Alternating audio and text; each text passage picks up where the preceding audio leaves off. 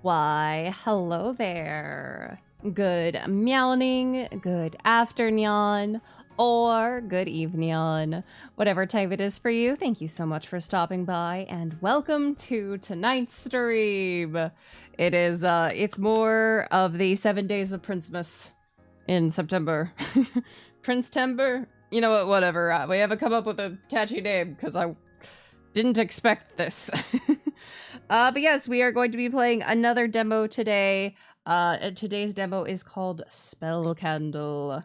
I'm very excited to play this game because I've seen bits and pieces of like the marketing of it, and very, very interesting. But first off, if you are interested in checking this game out, here is the Steam and the Kickstarter, because they do actually have a Kickstarter going on right now.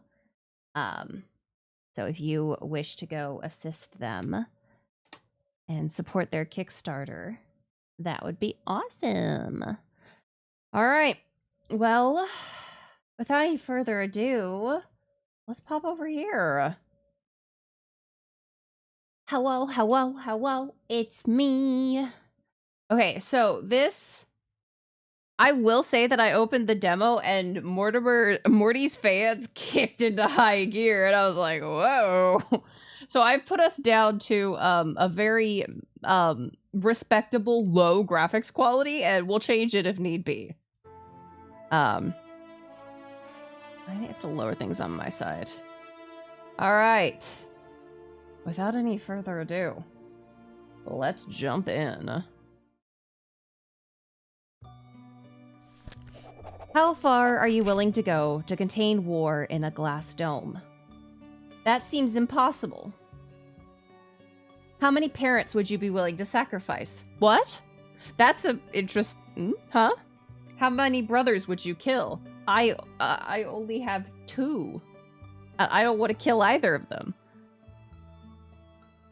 Oh. Person? Straw hat thing? Oh no, fur ruff. That's what it is. Would you grow numb to the pain? Become a zealous leader, willing to sacrifice anything for the greater good? Well, no. Turn a blind eye to the orphans in the street? Ignore those disabled begging for coin? No. Hello, I'm disabled too. Oh, steal, bribe, and extort for a chance at peace? How many decisions would leave you lying awake at night, counting the souls you sent to the slaughter? Oh. Can living in war for millennia truly be considered life? I mean, good question. A loud whistle breaks the silence, rendering the carriage to a sudden stop. Jiminy. The tip of my quill shatters as it smashes into the paper before I can put down my next thought on the page. Identity control! Huh? Identity control. The shout comes from outside, and I put my notepad down, scoffing at the ruined nib. You ruined it. I had a feather, and you ruined it. This is the 3rd one today. Jiminy. I'm tempted to throw my hands up in frustration and scream. Oh. I was selected to be the Arisian delegation's reporter for this year's Dread Festival. It should be considered a great honor to be able to report on your country's political victories, no matter how small. But you can't expect a caged bird to sing happily. Oh. I reach into my leather satchel to find my identification documents before stepping out of my petite carriage. Hello, I feel... you know what? Curious. I'm curious to get a peek outside. Where are we? Just a few feet ahead, an elven woman is going through the papers of an older gentleman from our contingent. And what role do you fulfill within this delegation? Her voice is like the sharp-pointed end of an ancient spear. I'm the senator representing the region of the Beastlands. The elf sniffs the air around the delegate and frowns. She's beautiful. Glimmering mercury eyes peek out from underneath short bangs the color of milky quartz. Her skin, like deep iron ore, glitters gently in the rays of daylight. After a very thorough read of the man's identification documents, she hands them back to him without a word. I find myself nervous as the elf's long, knife-like ears twitch and her attention shifts to me. I'd never seen anything like it. Her cold gaze examines me from head to toe before she reaches a hand out. Identification documents? I hand them over, and she scans through them quickly. Enter my name here, then press enter. Prince. Choose your pronouns. Him. And what role do you fulfill within this delegation?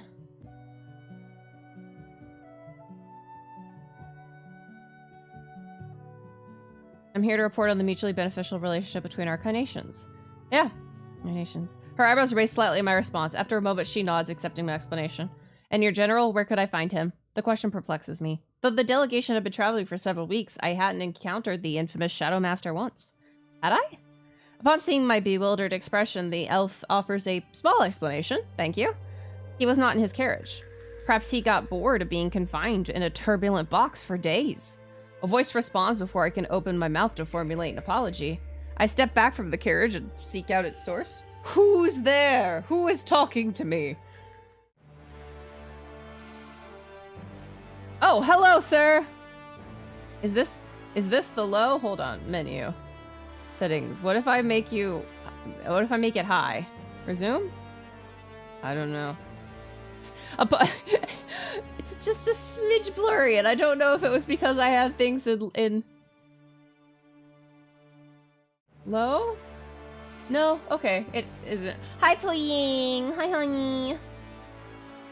I give you a hug. Hi, whoa. Upon the wooden roof of my small carriage relaxed one of the most beautiful gentlemen I had ever seen. With his eyes closed, his expression was so serene that I found myself wondering if I'd misheard him speak. Shadow Master, may day and night preserve you.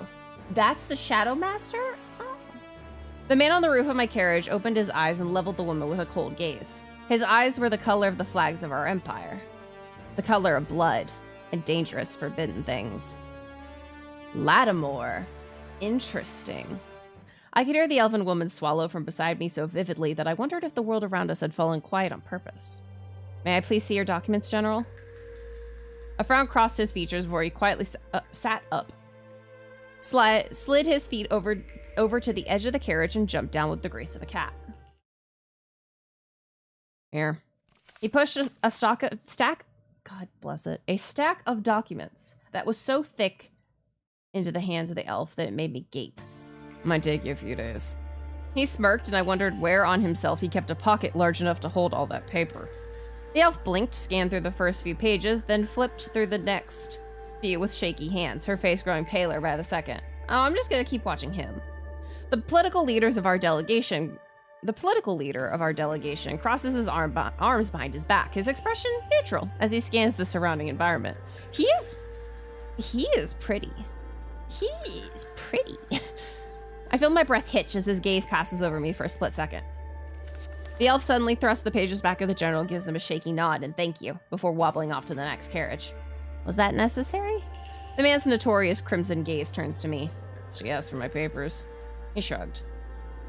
It wasn't my fault she wasn't ready for what was on him. Did you... I mean, I guess I don't know what goes into identity documentation in this world, but like... what could you have given her? Somehow, this behavior does little to surprise me. You know what? I'm gonna be a little bitchy. Be a little bitchy. Might have been considerate to let her know beforehand. And why would I do that? His eyebrows rose in challenge, and I found myself searching for a response. Because you're the Shadow Master? You think the ever-powerful elven aspects don't know which general is being sent into their city as a peace tribute every year? I blink at his response. That's fair. And an uncomfortable silence falls over us. I love our character. We're like, true that. Then we just stop talking. I notice the way his gaze wanders down below my waist. Huh? Scrutinizing me, sir? A frown crosses his lips. I follow his eyes and... fuck, the inkwell I'd left on the seat beside me must have spilled when the carriage came to a sudden halt. He was staring pointedly at a large black stain on the side of my pants. I hope you're not planning on wearing that to the welcome dinner. Of course not. I highly suggest not embarrassing yourself for the Empire by doing so. Everything about this man is irritating. Oh, I love this. I won't. The look he gave me was one of complete apathy. I grit my teeth. A loud, high-pitched whistle traveled from the gates ahead of us. Someone is giving us the all clear. The clicking of metallic hinges echo in the air, and I take it as my sign to return to the peace of my small carriage. I hope you have a good day, General. There wasn't a single sincere word in that sentence. Oh, I wouldn't have known. He raised a set of eyebrows. Does he have multiple? As I stepped into my carriage. Making sure to avoid the spilled ink, I turned around and shut the door in his face. A childish reaction, but his expression was well worth it. Wow, you know, we are a little sassy with him. It's great. With blood pounding in my ears, I found a clean place to sit before the carriage resumed its movement shortly after, entering Omnis, the city of candle wax. Does it have anything to do with all the candles that we just passed? The capital city of the elves. I found myself eagerly peeking out through the window, making a continuous effort to forget the fact that I may have just angered one of the most dangerous men on the eastern continent. It's fine. It's fine. My eyes wander between the many tall buildings made of marble adorned with golden embellishments before lingering, well, yawning. My goodness. I have had a day. Well, no, a day, yeah. Because, boy, it started trying to get Pokemon cards, and that didn't work. I was up from midnight to 1 a.m. trying to get Pokemon cards through Target, and that did not work. So, And then, yeah, and then I woke up, got to work, did work stuff, and then we lost our internet in the early afternoon. Our internet and phone service. We lost our internet and our phone in the office, and I was like, what do we do? And boss was like, you can go home. I was like, yay! But then I had to call the dentist to get in, but I forgot that today was Friday, because my days are all mixed up. The 7 days of Prince Timber has completely messed up my knowledge of the days of the week. I forgot it's Friday, and they are closed at 2 on Friday. I was like, oh. Before lingering on the rectangular houses with roofs assembled from slabs of multicolored quartz. They're illuminated by the withdrawing river of light, the path of the goddess of day. All structures bask in the warm rays, coloring in various shades of brilliant oranges and golds. It's a breathtaking view. We pass under a long archway of stone. Hi, Holly! Upon which I can hear the bubbling of running water. Dozens of half-burnt candles of sundry colors and sizes sit atop each visible surface. I find myself itching to see what these streets look like at night. My thoughts? Sheesh, Morty. Man, he is... Yeah, I've seen bits and pieces of this game in other places, and so I was like, yeah, I want to play this. I want to play the demo. My thoughts quickly bring me back to the journal in my lap. Oh, hi!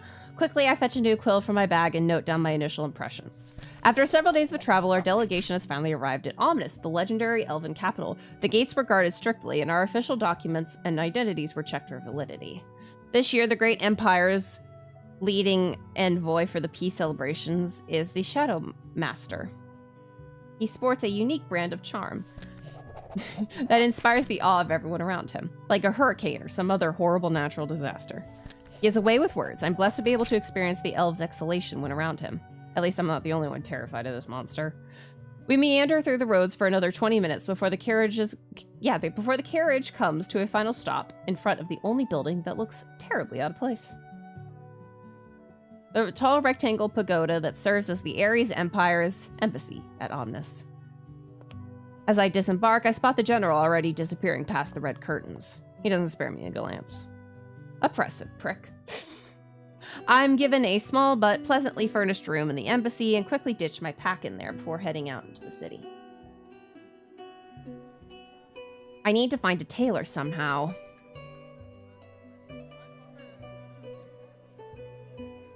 I mean, I would take a map. The map itself isn't as detailed as I'd like, but I can make out the names of the districts of Omnis, as well as a couple points of interest. I decide to take a look around the Enclave of the Gods, the area of the Earth Elves first. Of the Earth Elves, there we go. Of the Earth Elves first, since I'd read so much about how lavishly they lived. Hey, oh, I didn't mean to do that. It takes me about 15 minutes of walking and skulking about weird alleyways before I spot a cylindrical structure of rose marble. 2 golden curtains embroidered with large designs of a spool with pink string hung from around its wide-open double doors. Dark letters spell out the words, "The Hour of the Golden Ones," right above the entrance of the building. That doesn't seem like a shop name. That sounds like a sentence. Or a title. The gentle strum of a mandolin came from inside, heart-wrenching, intense, soulful, and yet somehow welcoming. I step inside, yet find myself incapable of spotting a single worker. Yeah, the backgrounds are wild. They are so detailed and gorgeous. At least not until 3 shadows of varying sizes shift from behind a caravan of curtains. They speak in some language I do not recognize. Wait patiently until I'm noticed. I wait quietly, watching the outline shift behind the curtains that sway at the mercy of the wind. A customer? The medium shadow queries. Smells like it. The smallest silhouette, short and stubby, moved to face my direction, its voice high-pitched and snippy. Now is not a good time. I frowned, but wasn't about to give up that easily. I need an outfit for a party tonight at the Arisian Embassy, please. I keep my tone polite, but I knew an undertone of desperation had slipped in. I didn't want to see the general's smug expression directed at me tonight. A short silence followed, filled only by the gentle strum of the mandolin. We are very busy and... What the fuck? Do you have a fucking tiger here? A predatory growl erupted from behind the caravan. Help him! The command rolled through the chamber with a low rumble. I find myself tense as the tallest figure turned to face me from behind the curtain. But Natura, the growl grew louder. Thank you, tiger? As you wish, Natura. The tone was reverent, obedient. Language now fully switched to common. The caravan of curtains rustled as a short elf that looked to be within the late years of his lifespan stepped out to help me. Right this way. I was quickly led behind another small caravan. I'm Cupio, one of the designers of the Hour of the Golden Ones, and your extra hand to look your best today. Will you be needing help undressing? The question caught me off guard. No thank you. Thank you for the offer, but I'm accustomed to dressing myself. Cupio nods, surprisingly accepting of my choice. Very well then, I'll see what we have that will fit your body while you disrobe. Drape yourself in the plush blanket on the Davenport if you're feeling bare. Hey, so what's a Davenport and what's a caravan? I'm able to read those words. Davenport I only know as the name of a character.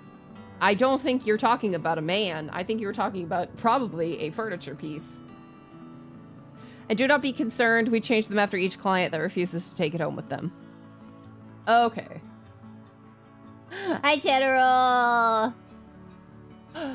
Alphas, gasp, no! I am an Omega! Before I could process his words, the elf had made his way outside of my changing area. It didn't take long before several beautiful outfits were brought to me. Also, I hope you're doing well, General. It's good to see you again.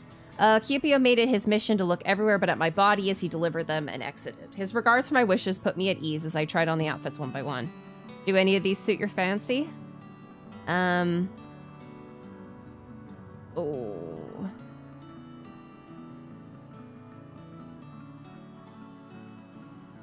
It's a pair, like... Woo! Hi, Sephora! Thank you so much for raiding again! Hello, raiders! My name is Prince. I'm the 3rd prince of the magical Melorosia Kingdom. I'm a variety streamer who likes cute things and cute boys. I mostly play story-heavy games such as the Tomes and RPGs, and tonight we are playing the demo for Spell Candle. Yes. No. Hold on. My brain is split pea soup today. My brain is split pea soup, and I didn't even remember to change... Spell Candle. Yes, I didn't even remember to change the game on... I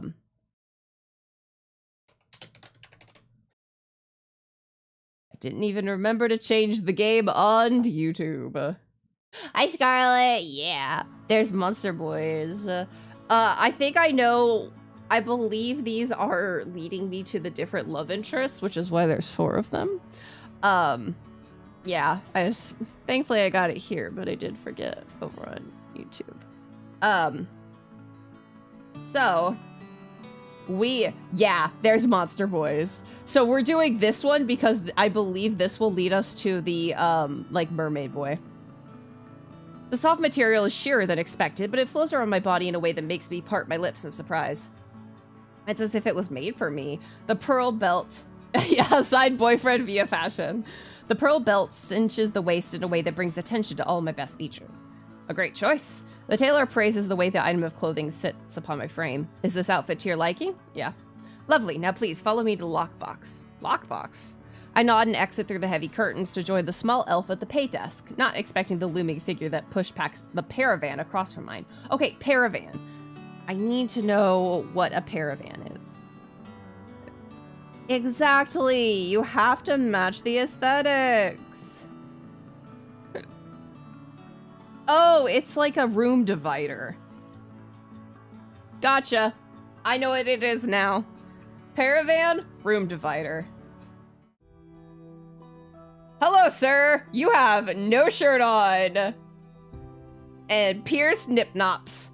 I find myself face to chest with a being unlike any I've ever seen before. A tall cross between man and monster, with a powerful body and a rich skin tone. As I look up at him, his eyebrows jump in surprise before his lips twist into a tameless smile. Seems like I made the correct choice. Excuse me? Where is your cape tied?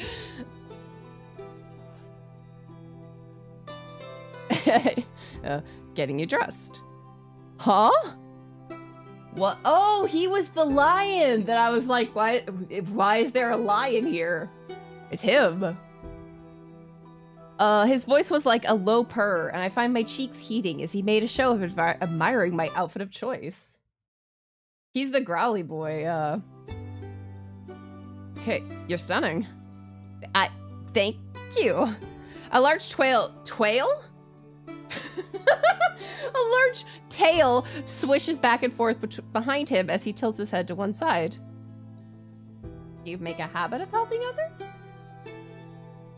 Unfortunately, I don't have the time for such noble work. Lately, the only people I happen to assist are my subordinates by doing the stacks of paperwork on my desk. Yeah, we went from Little Mermaid to Lion King. Hey, that's the opposite of Twisted Wonderland. I believe you do Lion King, then Little Mermaid. I don't know. It's been a while since I've actually played Twisted Wonderland. Can I? Damn. Okay. I just wanted to see. Can I? If I hit H, does it hide it? No. Okay.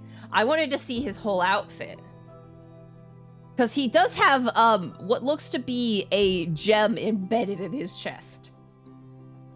They've had to change that damn thing 3 times this year already. Am I doing extra paperwork on my desk?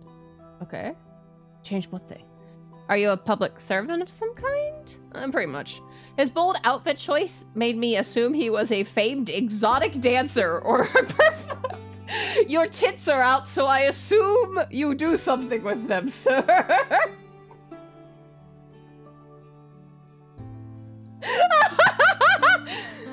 What an amazing sentence. What an amazing implication.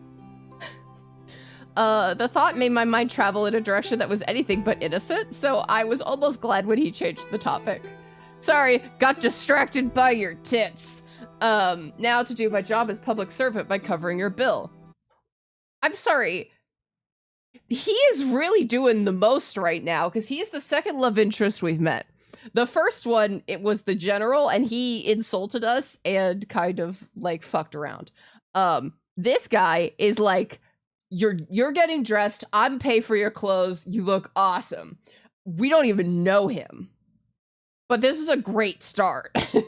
This is a great start. He might be the man to beat. He might be the man to beat. Give me little chance to respond. The creature moved to stand in front of the tailor. You know what? We're gonna go with exactly how Prince would respond, which would be like, I can pay for myself. That'd be 250 gold. My coin purse suddenly felt too light. Oh. Well, thank you, sir. In the Ares Empire, that much money could buy between 5 cottages and a defensible small tower, depending on the military region. Could you repeat the sum for me? 250 gold. Were these clothes going to go to work, clean, and cook instead of me or something? I find myself staring down at my chosen outfit with new doubts. Maybe I just try to clean the ink spill with some hot water and salt? Just put it on my tab, Cupio. As you wish, Natura. That's Natura. He was the one who was all growly earlier. Interesting. The elf bowed politely as I turned to face the creature behind me. His smile caught me off guard. I know he senses the way I want to complain, to fight back against his generosity. Bearing in mind we just met, this is too much. I hurriedly stepped even closer to Cupio, who looked between me and the tall man, now behind me uncertainly. Do you always fight back this hard when someone tries helping you out? Yeah, actually, I do. I know I've given him a weird look when his smile widens, showing off a pair of sharp top canines. Yeah? Yeah? An amused hum leaves his lips, and I find myself wondering what it is he gleaned from this curt line of questioning. Probably a lot of things, let's be honest. This isn't a battle you need to fight. Your purchase is on me. Consider it a gift from the Terra of the Elves. I freeze in place as the tall creature crosses his arms in front of his chest, refusing to take no for an answer, and absolutely just shoving those things in my face. And I'm not against it. I'm not against it. I'm not against it. His lion-like tail swishes back and forth as if taunting me to attempt to refuse his kindness. This man was the Terra, the demigod leader of the city of Fides, and the chosen of the earth element. Oh, he's rich. All right, I'll take your money, sir. I'll take your money and stare at your tits. I win this. I win this conversation. And he just paid for a ridiculously overpriced piece of clothing. For me. All right. The intensity of his gaze lessened before he nodded towards the clothing on my body. Pretty things suit pretty people. Well, geez, sir. Laying it on a little thick. Yeah, exactly. We're like, oh, I can't take your money. Oh, you're rich. I can take your money. I can take your money. Consider it a party favor. Hmm? You're a guest of the Dread Festival, right? I nod, and he gives me a brilliant grin. Then please make yourself at home in our city. The words, "a million people would kill for this chance," echo in my mind, and I find myself smiling back at the demigod. Thank you. It's my duty, and incidentally, my pleasure. I find my cheeks heating a bit at the tone. Sir! I should be on my way. Of course, I'll be seeing you tonight then.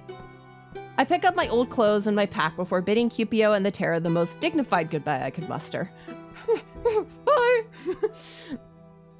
And then running away. Now, what did the way back to the embassy look like? I start retracing my steps, but quickly find myself unable to deny the itch to put words on paper over my recent encounters. Compared to the capital of the Ares Empire, the elven city of Omnis is beautiful but chaotic. The architecture I see as I walk the streets is awe-inspiring, but the structure of the city itself is incomprehensible. I wonder what the spatial architects were thinking when they planned this place. The urban design is amateurish when compared to the organized construction of our capital city. My thoughts then wandered to the Terra of the Elves, to his warm smile and his overly accommodating sentiment. And his tits. Man, those are some good tits. Nobody had ever covered a bill for me before, purely out of kindness. I can't help but wonder what the price I'd have to pay for it in return would be like. And honestly, at this point, I'd be willing to pay it. Whatever it is. I frowned and structured my thoughts on the demigod of Earth. My first impression of the Terra of the Elves is that he seems to live in his own world. He has a terrible savior complex, is true, but it's nicer to say he lives in his own world. I never once spotted any of our 9 generals out shopping for clothes mere hours before an event as important as the Dread Festival. Then again, yeah, if the Terra is as rich as the legends say he is, I shouldn't be surprised that he throws money around at pompous stores with strangely inflated price tags. Where did I get strangely, ridiculously inflated price tags? I feel my chest grow heavy with guilt over the words I put down. We've been taught to always show the strengths of our empire. Throwing mud at the reputations of others in order to do so, however, has never been my favorite thing to do. I exhale and look up from my page and quill, needing a distraction from my treacherous thoughts. It comes quickly, as I do not recognize the street I'm walking on. Hey, we're about to see the boy that I'm interested in, I bet, because this looks a little under the sea. Multitasking is not always as easy as it seems. The marble and quartz are lost, instead replaced by simple one-floor stone buildings, decorated with all kinds of dried plants, bones, and black velvet curtains. Maybe not. Maybe I was wrong. The streets seem deserted. The air feels oppressive. Unlike the other parts of town, soft lavender and green candles lay lit around the streets as though there is heavy darkness here that dims all other colors and needs to be warded off. Silence stretches over me in a way that has me glancing back at my shadow. I don't know why, but this place reminds me of some of the worst moments of my life. Oh! We get to choose! You know what? Terrible breakup with an abusive ex. An experience that changed me left a void in my chest. It's difficult to express what the loss of self feels like after you've been broken down so thoroughly by someone you considered a partner. A wave of sadness hits me with such strength that I have to rub the tears from my eyes as I walk. I hate it. I hate the reality of a mortal. That life has a beginning and an end. How cruel is that? How cruel were the gods to make us like this? I took a deep breath and focused on the teachings of the Ares Empire, the way to fight back the demons that attempt to conquer you. I need to keep myself occupied and focus on the things at hand. I need to take everything step by step.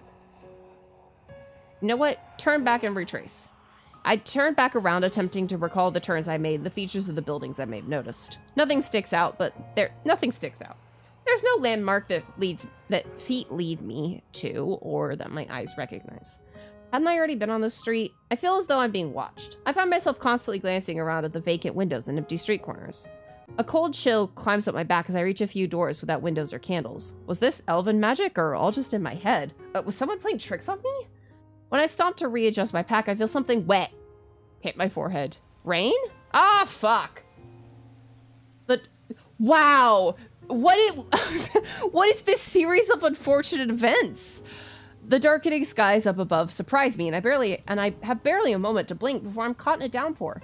The rain is so heavy and cold that if I don't hide somewhere quick, I'm sure I'll be sick during tonight's banquet. Shit. At this rate, my notes will be ruined. I break into a run looking for shelter from the downpour. The only place I manage to find on such short notice is underneath a small staircase. I'm forced to squeeze in underneath, pulling my feet pulling my feet into my chest. I like the rain. I've always found it calming. Pitter-patter of raindrops against any surface could easily put me to sleep. With a downpour like this, it seemed as if the sky itself was crying. For the first time in my life, I found the sky's unruliness almost unfair. By force of habit, I find myself closing my eyes and listening to the sound of raindrops as they hit the cement. I breathe in the petrichor and allow its familiar smell to calm me. Despite my feelings, I find my earlier unease evaporating, melting away with the minutes. Fuck! A dog! I open my eyes to the sound of a bark and find a small puppy tilting its head up at me. When I blink again, however, I find that I must have imagined it. Ghost dog! Fuck! That's worse! Hello? You are interesting. What stands before me instead is a tall man dressed from head to toe in black. His 4 eyes are a startling green. Greener than the purest jadeite. You are very interesting. Somehow he sticks out from within the gloom of the surrounding environment, perhaps because of the lit white candle that gleams in the lantern he holds up towards me. He surveys me silently, unbothered by the rain falling from the sky. It is the dangerous plastic-eating crow boy! Ah! His gaze lingers a beat too long on my ears. No, Mr. Crowboy, I'm only wearing this pleather belt because my pants don't stay up otherwise. Please, no, don't take it. Hello? A sound like an exasperated scoff escapes him before he moves his cape to one side. It takes me a moment to realize he's offering to share. Oh, come on. I'm not sure how I managed to hear a voice so gentle above the downpour. Let's get you out of this rain. I should refuse. Something about strangers and danger. But man, it's just a man-tit buffet out here. He also showing off the goods. However, this man and his calm, gentle presence reassured me of my safety in a way that no one else ever had. Perhaps it was magic? And did it truly matter if I was bespelled, if I managed to get to the banquet in time? With a nod, I moved quickly from beneath the cold stairs to under the unfamiliar man's cape. I'm pleased to find that it is much warmer and larger than it looks. I assume you are an ambassador of the Ares Empire? Once again, I'm surprised I can hear him. Something of the sort. His gaze lingers on me for a moment too long. Though he says nothing, he reaches his lantern forward, and I gather that we should move. The streets are accumulating water at such a pace that the sewage system does not seem possible. Where am I getting that word? Does not seem capable of handling it. At first, I do my best to avoid the gathering puddles and streams of water carrying away dust and grime. And in my brand new expensive clothes, too! The ones that I got for free! Though the task is difficult, and my feet should be soaked through the shoes and socks, I'm surprised to find that I don't walk into any puddles. I walk over them. Huh. As though an invisible barrier has been created between myself and the cold water accumulating on the streets. Yeah, my new pretty pearl outfit. When I glance back at the man leading me, I notice the way the rain bounces away from him. You know what? It doesn't hurt to ask. Looks enchanted. Oh. I nobody knows. You're all good. We've had quite a lot of good tits recently. This man, his tits are more covered, but the man we met previously was just full out there, and he had pierced nipples too. It was pretty damn good. I've never experienced the effect of a magic item before, and I can't help but be a little awestruck at the revelation. I was almost wearing one. Yeah, they were pretty rare back in the Ares Empire. There we go. He tilts his head towards the sky as if attempting to gauge if it will cease raining soon. Then sighs. I apologize. Once again, it takes me a moment to catch his voice. I find how easy it is to miss alarming. Do you usually apologize to all victims you save from a downpour? He raises an eyebrow at my pathetic attempt at a joke. Only when they're unnatural, caused by the emotional experience of one of ours. A puzzle piece clicks into place. Amor's current aqua aspect of water had come into power 3 years ago, yet he was powerful enough to cause such a deluge? Do all elven aspects have the ability to affect the weather? I can feel his gaze resting on me for a brief period. No. Oh. That's the end of that conversation. At least not without the help of spell candles. I raise an eyebrow at the man as he guides me into a turn that leads us out of the basic rocky building district. What are spell candles? A few seconds pass by without an answer, and I wonder if the cloak almost seems to grow heavier around me. A way to preserve pure elemental magic. And the magic is released when the candle's burnt? Correct. Is that why candles are strewn about the entire city? I spot the smallest of twitches at the corner of his mouth. Uh-oh, the music changed. Aren't you quite the astute student? Yay, I'm smart! I find myself smiling back at him.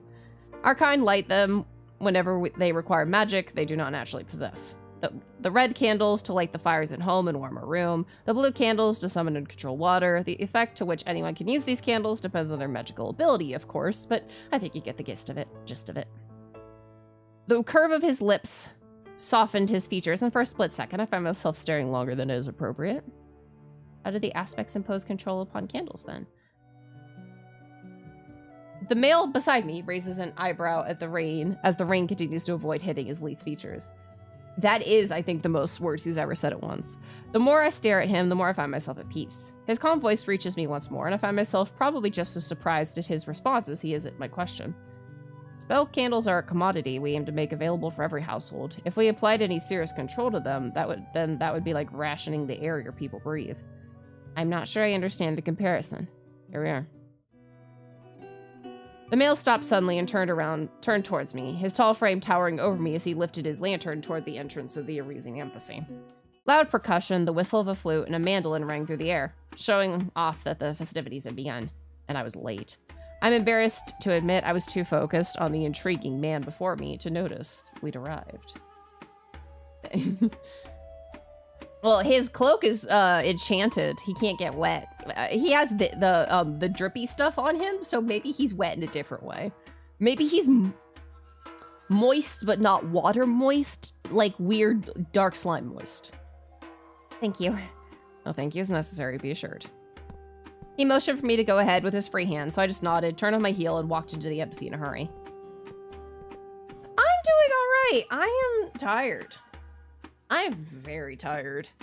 I stayed up trying to get Pokemon cards from the Target drop because I was correct that I somehow did not actually get through ordering the new set that came out today 2 months ago. Somehow I mucked that up. Don't know how I did that. But yeah, so I stayed up late to try and get Pokemon cards. Well, let me tell you, it didn't work. It didn't work. So,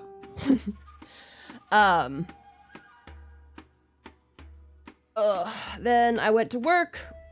Work lost internet and phone, so I went home early. Called the dentist. Forgot that the dentist closes at 2 on Fridays. So, we'll wait for them to call me back on Monday.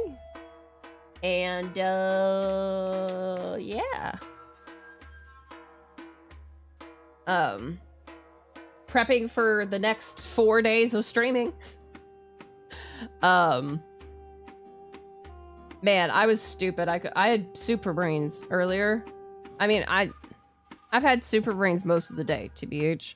But I couldn't find the demo download button. And every time I clicked on the demo, it took me back to the main page. And I couldn't find the demo. And I was like, I'm gonna lose my brain. I told the devs that I would be playing this today. And and then I found it. It was in a spot that I hadn't thought to look. So that's fun. So that was a fun scramble this morning. Right before stream. And I have to wake up early tomorrow to go to Costco and do a little bit of shopping for some lunch stuff. Yeah. I did get the new Charizard Ultra Premium Collection. Did I pull anything good? My most recent pulls, I got a few things that I'm throwing into my you know, favorites bin. Not a ton of stuff, but a few things. And then I've also been working on, I'm doing like a audit. Is the only word I can think of. An audit of my current cards. And organizing them by set. So I've been working on prepping all of my dividers. I'm gonna need to get more dividers. I got like 900, I think it was. It said something like that, but it didn't feel like 900 dividers. I might have misread the thing. But I probably will get more dividers, because I'm gonna need more. And I've slowly been working on them. And that's been a lot of stuff. Oh, 198. Yeah, that is very different from 900. I didn't get any in the Target that I stayed up late to do, so that was annoying. I stayed up late and spent an hour trying to get everything and got nothing. Absolutely nothing, because Target is kind of a bitch to try to get things from. But whatever. Whatever. Just gotta remember, soon I will be in Japan and I can get Japanese cards. Yeah. Yeah, who knows? The music was much louder inside, accompanied by the smells of various sizzling meats and the bright light of hanging chandeliers. Water, earth, and death elves. Oh, he's deaf! Moved around in wild circular dances, dressed in such finery that I found myself thankful that the Terra had interfered on my behalf at the store earlier. Though I spot him in the room, I find that he's engaged in conversation with some senators from our empire, full goblet in hand. A few paces away from him, my eyes meet the infamous crimson hues of the general, who seems to have stopped whatever he was doing to size up my outfit. This is the guy from our home place. Irritation bubbles in my throat, and I find myself quickly pivoting towards the drinks table. A large wine fountain, adorned with lit silver candles, quickly catches my eye, and a polite elf pours me a goblet upon noticing my approach. I take the cup with a smile, but am momentarily distracted from drinking. I hear a series of loud gasps echo from somewhere before a slick, tangible voice cuts through the music like a hot knife through butter. I told the pirate lord that if he... I can't fucking read. I told the pirate lord that if he's not willing to go to war for my love, he doesn't deserve me. And then I sank his ship to the bottom of the bay. A series of excited whispers and murmurs follow the ridiculous explanation, carrying the electric atmosphere that supports all forms of gossip mongering. Words are very hard. And I've been soupy all day. Momentarily distracted, I can't help but search for whoever is the source of this ambiance. Frankly, even if my sister and brother were on the marriage market, I doubt they'd be able to impress. Then again, feel free to bring it up with stepmother dearest. I'm sure she'll be thrilled to finally get a morsel of attention. Oh no. I think I know who this is. This is the guy that I'm interested in. Oof. My feet move automatically as if charmed by a scandal carried within every sentence of whoever's speaking. I find I'm led into a section of the embassy floor, transformed into a lounge by large chaises, silk curtains, and burning incense. More gorgeous elves are piled on top of comfortable pillows, lazing around in eye-catching outfits. Yet when my eyes land on the male sprawled in the dead center of the crowd, I find myself suddenly flustered. Yep, it's him! Look, he's so pretty! Everything about this man makes me want to do double and triple takes. The long hair glistening in the candlelight as if wet, the bright pink makeup, the outfit that I'm sure would look unseemly on anyone else in such a formal environment. Whoever he is, he commands the space behind these curtains as though he owns it, and he might as well, considering the way the hungry gazes of his entourage follow each breath he takes. No, sweetheart, no matter how much money your father offers her family as a dowry, trust me, she won't marry you. He sounds so utterly bored with the topic that I almost believe he isn't reveling in the attention he's receiving. His large smile says otherwise. Everyone knows that marrying for love is far superior to marrying for money. Okay, his gaze landed on me and his smile widened. Wouldn't you agree? The pool of attention was dropped upon me so suddenly that I found myself desperate to get rid of it. Hi, Augustine. Thank you so much for lurking.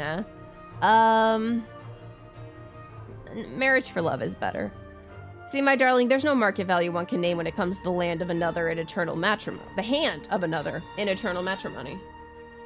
That is, if love truly grips them both. Sorry, I wanted to make certain. I was like, I had an itch, and I wanted to make sure that the spirits did take me. A breathy chuckle escapes the beautiful man before me, his gaze still on me with such intensity that I actively have to remind myself not to fidget. Did his eyes just gleam?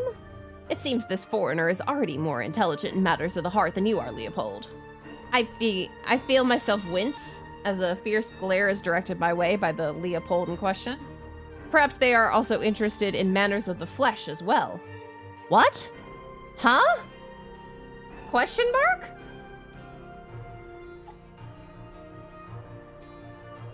Sip, sip. If I was walking when I heard that comment directed my way, I'd have tripped. How entirely inappropriate. His heterochromatic eyes slide over my form. The retort I'd planned never leaves my mouth. You're just my type. Excuse me? His bold proclamation wipes the remark clean from my memory, and I can only stare at him, completely dumbfounded. My cheeks flush as he spreads... What? As he spreads two fingers in front of his lips? What? Is this... Is this man I just met talking about eating me out? What is... Wow. Never knew the guy I was interested in at first look would be this type. My cheeks, yeah.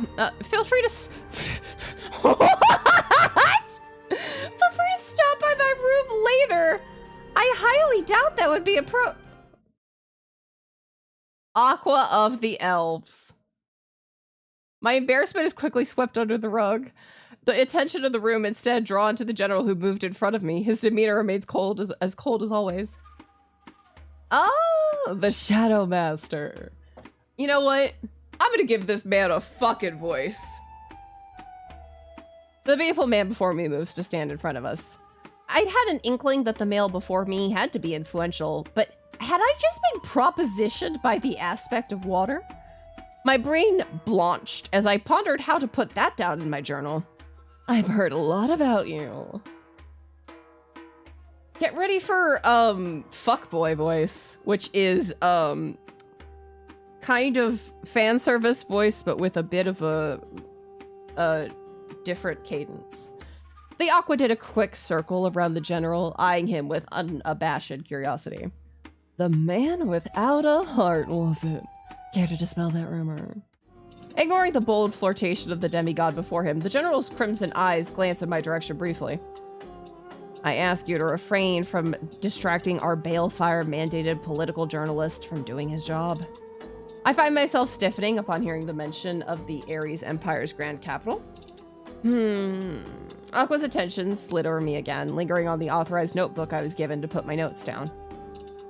I make no promises.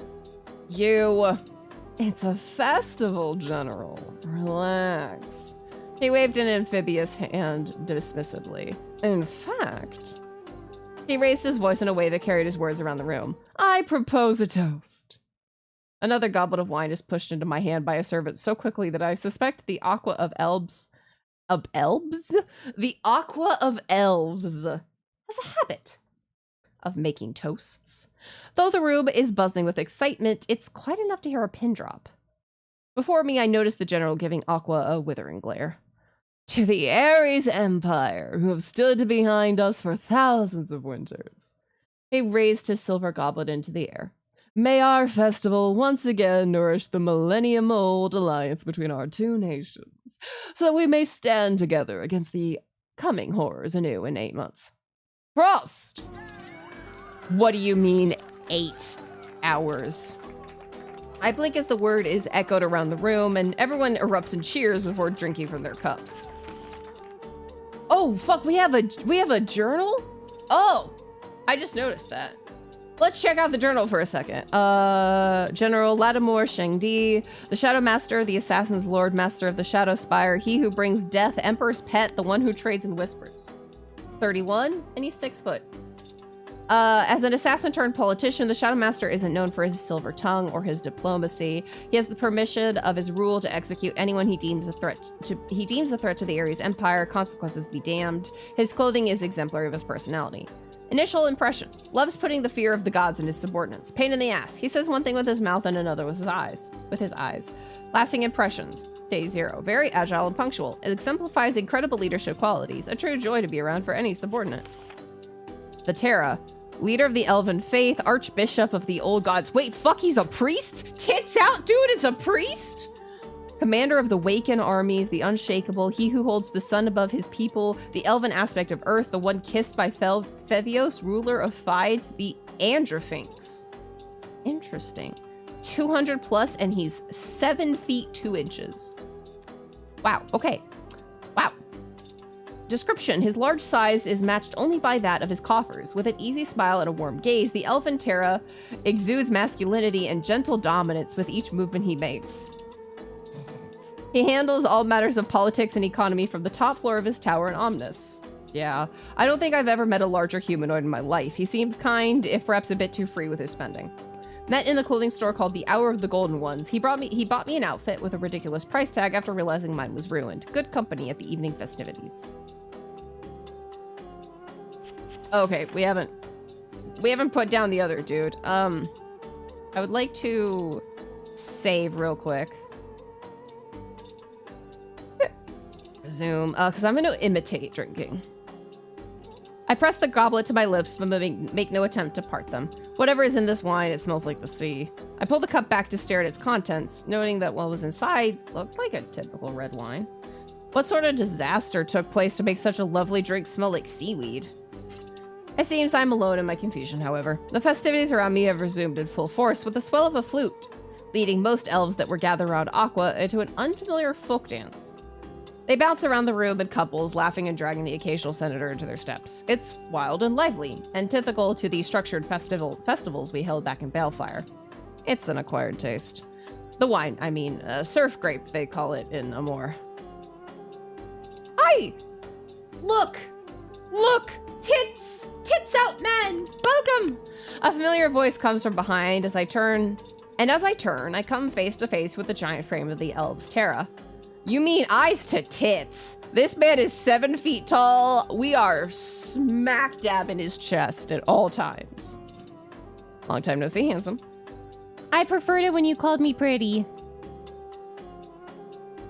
That's the only, okay, this is entirely Prince's weird, splint and gender presentation stuff. I really liked how, Date with Death allowed you to not only pick your pronouns, but pick your, like, compliments. Cause, like, handsome doesn't really do it for me. Like, handsome's nice, don't get me wrong. I will accept handsome. I will accept handsome. But I do like being called pretty and cute more. So, like, yeah. I've never seen it anywhere else. I've never seen it anywhere else. Because it's always, I mean, it's an understandable assumption to make that people are like, oh, you prefer he, him? You're gonna want compliments like handsome and strong and like, okay, I understand where the assumption is coming from. Unfortunately, you're wrong. But you know. So see, handsome. It's good to see you as well, Tara. Plan to take Aqua up on his offer? Are you asking me if I'm gonna go fuck that dude just out in the open? Just out in the open asking the question. It takes me a second to clue into what he's asking. It seems word travels faster than wine at the Elven capital. I will be doing my job. Not so. A part of me wanted to ask him what he meant, considering that smile, but I find my attention occupied by Aqua. He led a complex folk dance with easy confidence, his long hair swaying behind him, a mesmerizing head of the revelry. Yeah, exactly. Two bad bitches at the same damn time. I think that's how that song goes. Our stoic general followed through the motions beside him as though he'd done this many times before. He looks like he's having more fun. He looks like he'd have more fun cleaning bird shit. Ain't that? Oh, that's what I did earlier this week. I stifle a laugh behind a hand and glance up at the shrugging demigod. Am I wrong, though? You're not. I can't help the smile that cracks my well-structured mask of professionalism. I don't have to do anything more to earn myself a pleased expression from the elven demigod. His gaze shifts behind me, and I follow it to a lone figure leaning against a wall beside the embassy's entrance.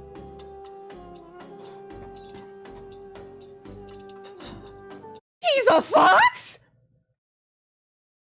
Pivoting, pivoting, pivoting, pivoting. I like Mermaid Boy, but pivot. Eldritch Fox Boy? Say less. My guy from earlier, with his hood down, I'm startled to see a pair of long loop-eyed ears shifting on the top of his head. Well, I thought that said Vulpine. Lupine is wolf. I can handle that. But oh my god, we may end up shifting. We may pivot. We may pivot. Ugh, excuse me. Ugh. Well, it's ad time, so we'll take a short 3-minute break.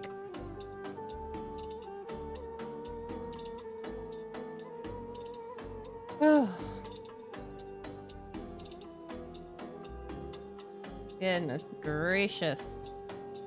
Goodness gracious. Ugh. I am sleepy. Hi, Phantom. What's up?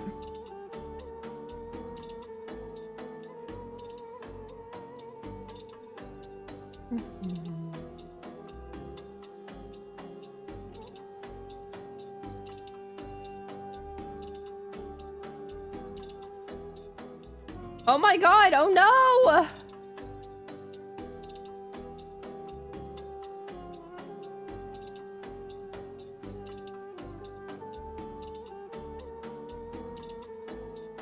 That's horrible. I lost my, I lost internet and phone at my, at my office earlier today.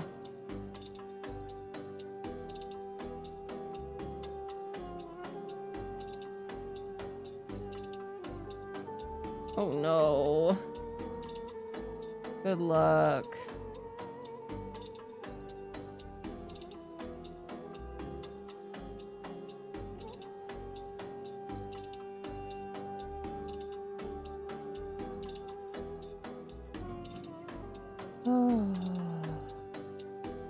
I'm sleepy. I am sleepy.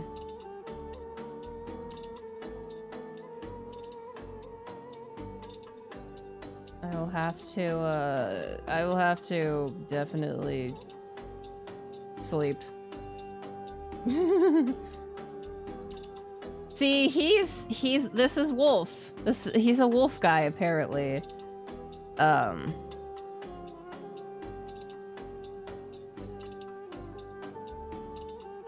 Which is very interesting.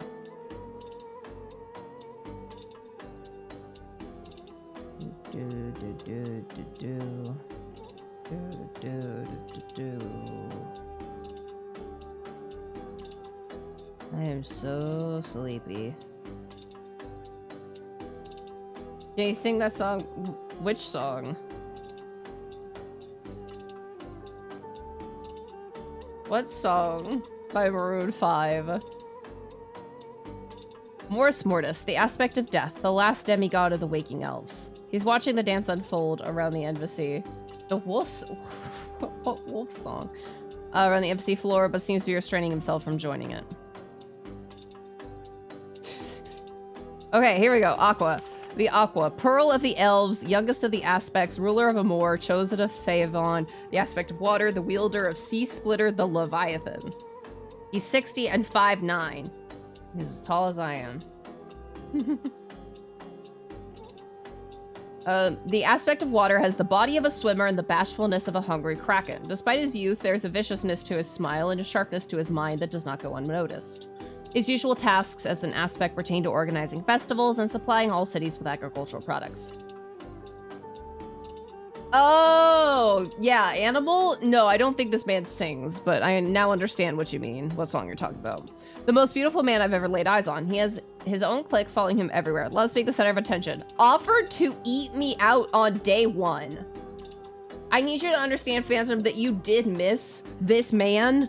We didn't even know his name, offering to eat us out. It was wild. It was wild.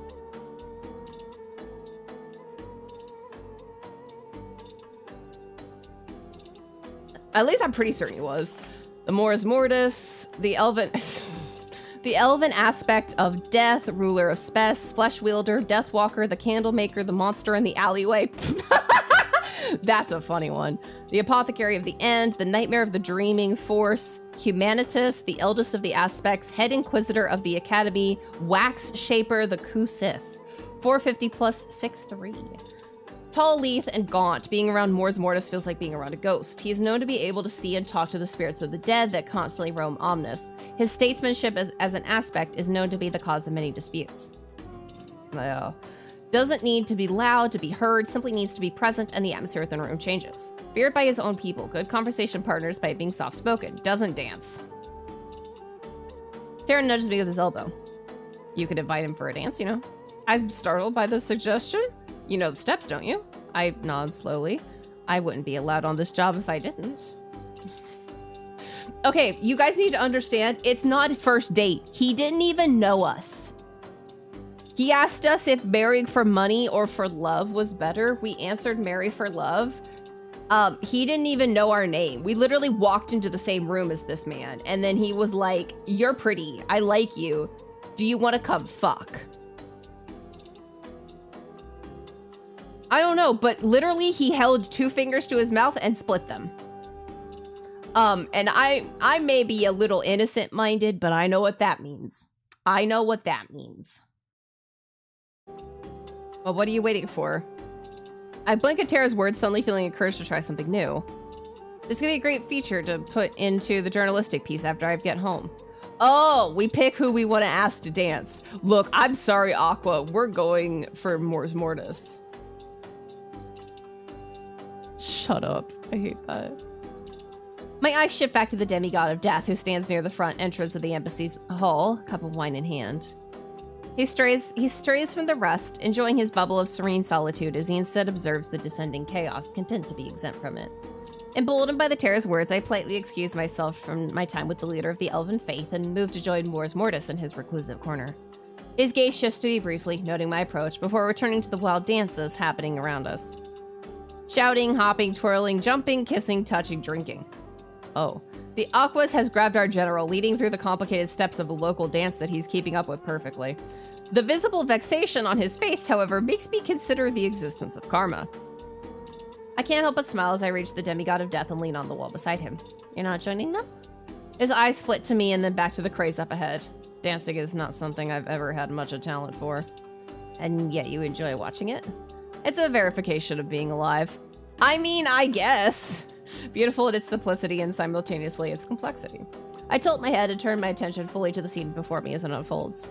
The Mors Mortis of the elves was the oldest of the elven aspects, a frightening monster with sharp teeth and claws capable of plucking a person's soul right from their chest. Huh. Is that supposed to scare me? 'Cause it doesn't.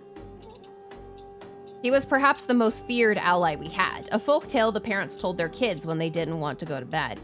The sleepless woven demigod who ate the naughty children when they wandered in dark forests at night. These men and women, politicians are like the stars. They burn beautifully when they're far away. Interesting to observe, but not to encounter. They'll rip the soul out of our titties, yeah. His plain observation surprises me, and though I lack the courage to verbally or visibly agree with him, in a room where doing either would be treason, I feel that my silence tells him enough. The beat of the music continues, and the cello swells with emotion as I watch the Terra join into the dance, leading a long, winding column of his own with a smile on his face. He's like the sun, a stark contrast to the schooled displeasure of our general or the mischievous expression of the Aqua. What about you? Why aren't you joining them? I wanted to thank you for earlier. Thank me?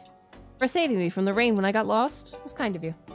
Anyone else? Anyone else would have done the same. I can list the names of quite a few people who wouldn't, several of them drinking merrily in this room, but I resist. Instead, I simply shake my head.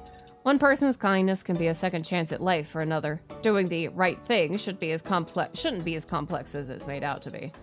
You would have caught a cold if I'd let you remain in the freezing rain. The decision was simple. Well, thank you nonetheless. He paused before giving me a small stiff nod. Wait, did he just blush? He's blushing! Cute.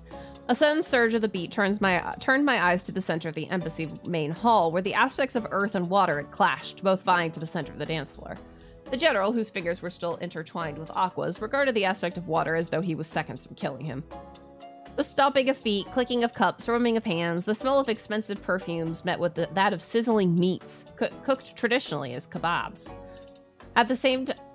Yeah, Phantom? Which one are you looking at? This is the guy that offered to, yeah. This is the guy that offered to eat us out, the guy in the middle. This guy bought us a very expensive dress. Tits out man.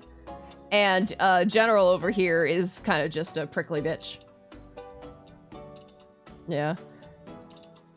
At the same time, it reminded me of home, while also letting me experience something entirely different. It made me want to close my eyes, lean into the beat like everyone else. As the chaos of the festival raged around me, As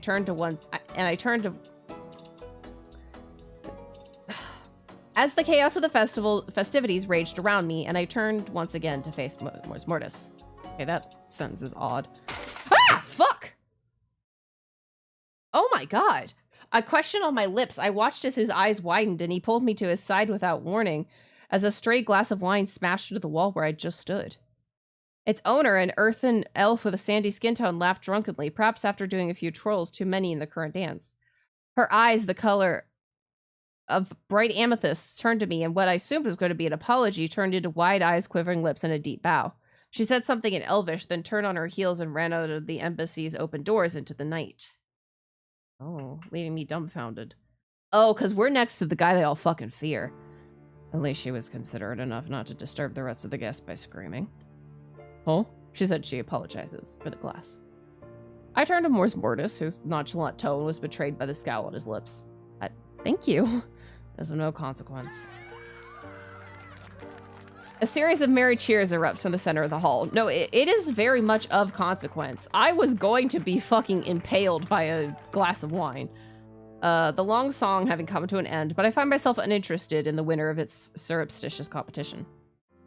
The man before me holds my gaze instead. Yeah.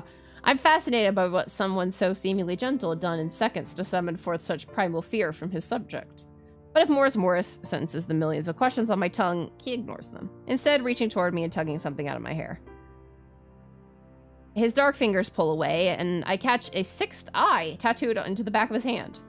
Oh, a bit of glass got on you. He shows me a small shard between his fingers. Something that wouldn't have happened had our Balefire-mandated journalists been doing their job recording the happenings rather than partaking in them. Oh, you motherfucker. The general cuts into the conversation with a glare in my direction that gives me goosebumps. Hi, Myrex! Yeah, I mean, this is a demo, but I'm loving it so far. I believe you and I have different definitions of the term partaking, General. Unlike me, Mors Mortis seems completely unaffected by the Shadow Master's presence. Your journalist was in fact doing their job very well. It is the fault of our people that he almost got injured. Yay! Standing up for me. The general scoffs, his gaze shifting to me again, his eyes tracking what I could only assume was the glass shards in my hair. Any journalist serious about their job would already be resting. Huh? The aspect of Death's gaze shifts to me as if to gaze something before he places a hand on his toned chest. His head dipped into a curt bow, a soft smile on his lips. Then may your rest be tranquil and your spirit feel serene under Nosh's fuck, that's a hard one to say. Nosh's wash. Fuck! Nosh's wash. Fuck! I can't do it! Under Nosh's watchful gaze, Prince. Thank you, Natuda. Natuda? Oh, cool. Okay, I don't know who Natuda is, but alright. I assume it's like a title, maybe? As he rises, I offer both men a small, bright smile. If you'll excuse me. The general gives me a curt, dismissive nod. Mors Mortis, on the other hand, seems to be looking past me. I take it as permission to leave. I'm halfway out the room before... It is halfway out the room that I realized I'd never actually had the chance to tell the aspect of Death my name. No, he probably already knew it. Oh well. I quickly reach my room. The inside is small but luxuriously furnished, showing off what I already knew, that the Ares Empire spared no expense for its diplomats. I find myself glaring at the unnecessary mahogany desk, the silk robe hanging from my dresses, the comfortable bed warmed by the red candle lit beside it, the redundant opulence of the ensuite bathroom with the heated floors and the scented soaps. I sigh as I sink into my bed, journal in hand. Hi, May! Pushing my annoyance aside, my thoughts drift, taking me through the day. So far, I find ominous to be... grandiose. Yeah, before I knew it, I'm describing the giant marble pillars and colorful quartz rooftops of the city's buildings. Hydration, okay. And a posture check and a stretch? Ugh.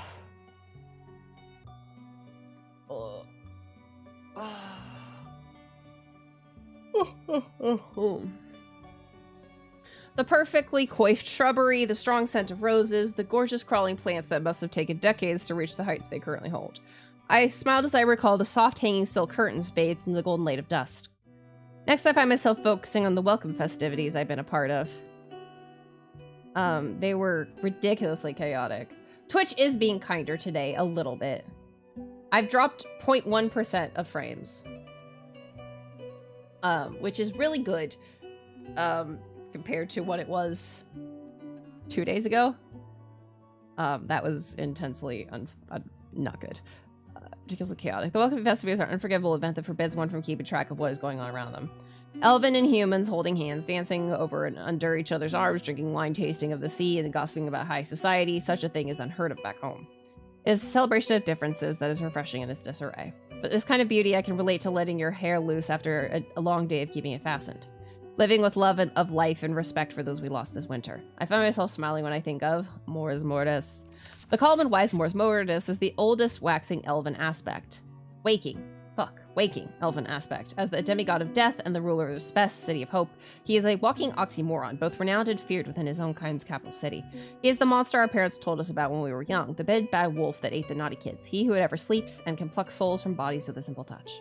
There is, however, a certain unexpected peace one can find when being near what they fear most. You can find out the boogeyman is just a man. Perhaps the weeks of traveling were finally getting to me. I put away my journal to try to get some rest. To survive in the Ares Empire, you need to love it. Or you may need to be very good at pretending to do so. The delegation was ready to depart to the Central Plaza at 7:30 a.m. sharp. Systemized like apothecary bottles, not a single soul dared to be late under the general's scrutiny. As if yesterday's chaotic revelry was a dream we'd all conjured up in our sleep. But the outfit on my body was proof enough, considering I had nothing else decent to wear. The elven diplomats meant to escort us to the location of the Dread Festival's opening ceremony arrived at exactly 7:35. The Shadow Master greeted them, and after finishing the steaming contents of his cup, bid they lead the way. I soon found myself uncertain as to why all this posturing was necessary. The Central Plaza of Omnis is exactly a 3-minute walk away from the embassy. Though we are early to this ceremony, the open space is packed with elves of various elemental inclinations and ages. 7 large stone coffins held together with heavy locks and star mail chains lay arranged in neat lines in the heart of the square. What? A giant cauldron of bubbling wax levitates peacefully above each one, and I quickly spot the 7 lit silver candles held together by Mors Mortis. Though Terra and Aqua are nowhere to be found, the aspect of death seems to personally be attending to the festival's preparations. He appears calm as he runs his fingers over the flames of the braziers heating the cauldrons, earning excited whispers from the gathering elves and senators. I find myself wondering if it hurts or if he's touched fire so many times he's grown numb to it. For a second, his eyes meet mine across the field as our delegation steps forward to our designated area. Smile. Surprise skips over his features like a pebble before sinking underneath the perfectly constructed political smile he'd offer our delegation. Or so I expected. Instead, his expression remains the same, and as he offers us a cool, calculated bow. Welcome, esteemed general and delegates of the Ares Empire, to this year's Dread Festival opening. Thank you, Aspect of Death, for hosting us again this year. The Shadow Master returns the sentiment with a curt bow of his own. What a lukewarm exchange. I'm not certain, oh my god, exactly what has happened between these two, but I do not have any time to dwell on it, for Aqua and Terra's arrival breaks the tension and turns it into chaos. It is as if wherever those two appear, the location turns into a stage set for a spectacle. A stark contrast to the elves' indifference towards Mors Mortis and the quiet curiosity about the general. I find my gaze lingering on Mors Mortis. Look, I mean, they're all nice. They are all nice. But, I do like Mors Mortis.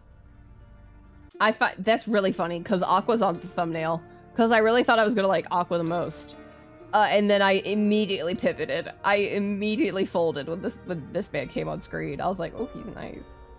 The aspect of death stood motionless beside our delegation as he waited for his compatriots to join us. His side profile reminded me of a statue, his lithe form carved from decades of decisions. Only his eyes gave away signs of life. His gaze shifted through the crowd, landing on his fellow aspects before he blinked, an action so natural that looked foreign on him. Blessings, as though he did it for the benefit of the living around him. Esteemed guests of the Empire, allow us to once again welcome you to our lands as we commemorate the end of another winter. Terra moved to stand beside the now quiet Mors Mortis. There's no greater honor for us and our people to call you and yours by the term allies. For every time we've called, you have answered, and whenever you've been in need, we've delivered. It is through good that we stave off evil. They're your gods and ours. Listening to the eloquence of the aspect of Earth, I am quickly reminded that as the leader of the Elven City of Faith, Terra also holds the title of head of all elfic religions. Aqua speaks next, a hand on his heart. Our bond has lasted for millennia, a marriage against darkness. This commitment, immortalized when we sealed away the 7 Scions, I think Scions. Skeens? No idea. We'll continue to hold again today. On this first dawn of the Dread Festival, we vow to once again keep them at bay. His voice pulls me towards him like a sailor to a siren, but it's Mors Mortis' tone that brings me back. That makes me stop and listen. From flesh to wax, from wax to life. Every year, the eternal war takes from us those we hold dear. And with what is left of them, we seal away chaos, anger, harm, loneliness, sorrow, hunger, and plague, and take a breath until next winter. For it is through faith that we hold the lines, through love that we stand united, and through hope that we keep fighting. Let those we love shield us once more from the dangers we've forgotten. Breathe in and take your time to pray. Terra's command echoes through the air, rendering the thousands of elves gathered on their knees. As per the ritual, our delegation is the first to walk up to the braziers of bubbling wax and silently thank those who gave their lives for ours. The general goes first, murmuring thank yous in both our language and that of the elves. Though I can't see his face, I find his tone to be gentler than any I'd heard from him before. I go last from our delegation.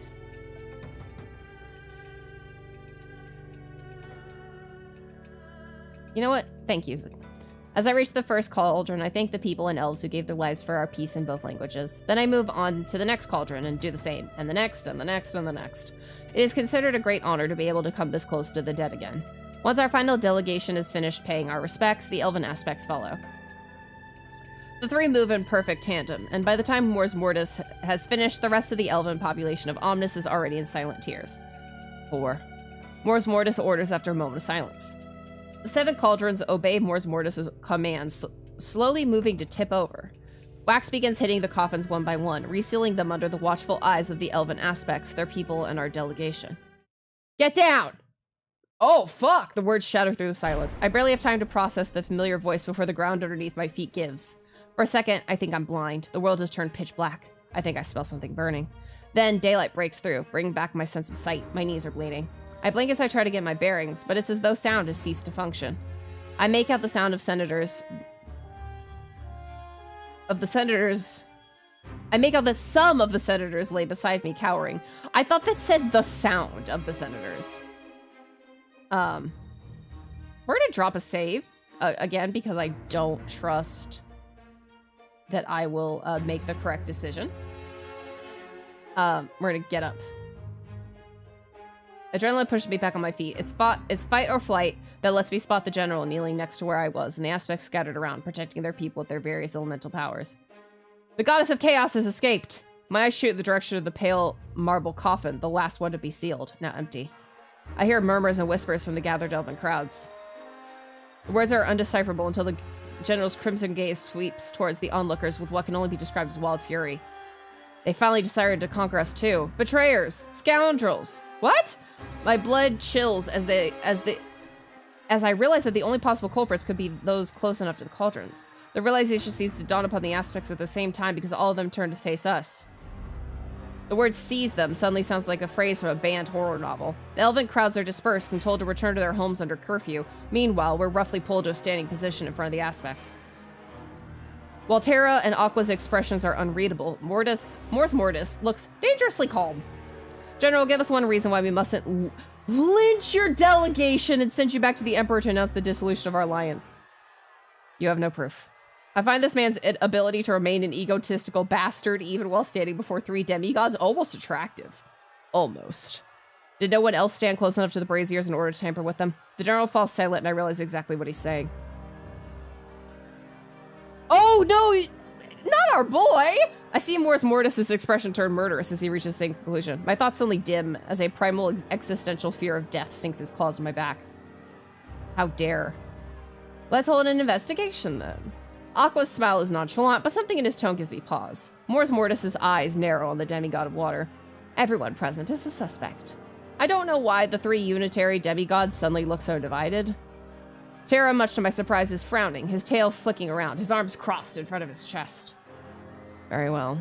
Mors Mortis' 4 jade eyes wander between the members of our delegation and the surrounding guards before landing on the general. Name your investigator, Shadow Master. You get one and only one. Oh, fuck, it's gonna be me, ain't it? Prince.